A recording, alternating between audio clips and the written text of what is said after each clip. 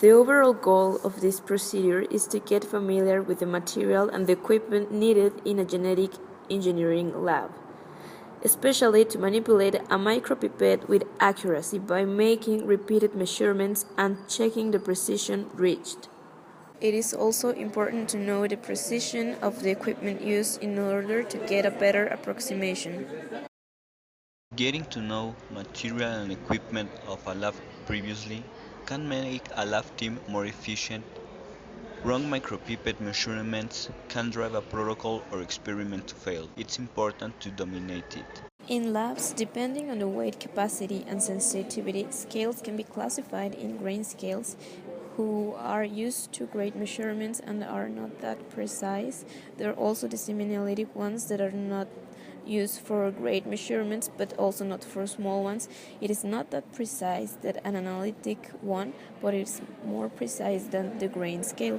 The analytic one is a high-level precision scale, and it is used for small quantities. When weighting something, it is important to consider the appropriate scale, tearing when a container is needed, precision of the scale, human errors, calibration of the scale, etc. The working principle of air displacement pipettes, it is that when the push button is pressed, the piston inside moves down to let the air out, and the air is displaced by the piston. And finally, the volume of the air is displaced, and it is equivalent to the volume of the liquid aspirated. To begin, basic material and equipment were identified. After that, 10 measurements of water with a micropipette of 20 microliters were made for each, its minimum, middle, and maximum capacity. The same was done for micropipettes of a volume of 200 microliters and 1000 microliters. Each measure was weighted with the corresponding base to estimate precision and error. Then, 4 measurements of 3.5 microliters of water with a micropipette of 20 microliters were made, and the volume of approximately 14 microliters was recovered, adjusting the micropipette graduation to the real volume measured. For the micropipettes of 200 microliters and 1000 microliters, 3 measurements were done of 38 microliters and 330 microliters, respectively.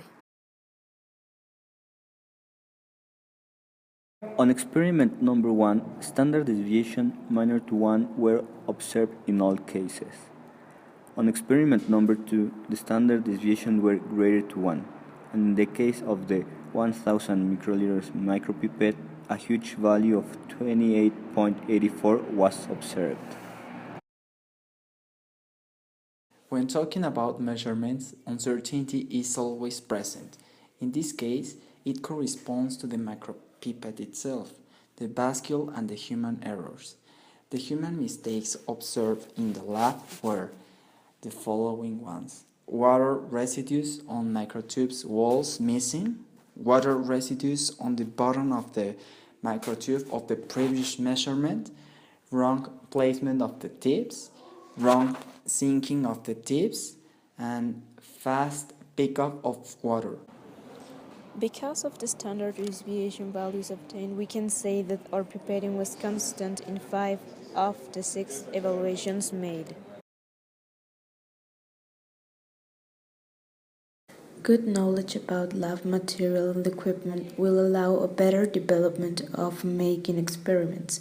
A good pipetting technique is necessary to get more precise measurements, even though uncertainty will always be present.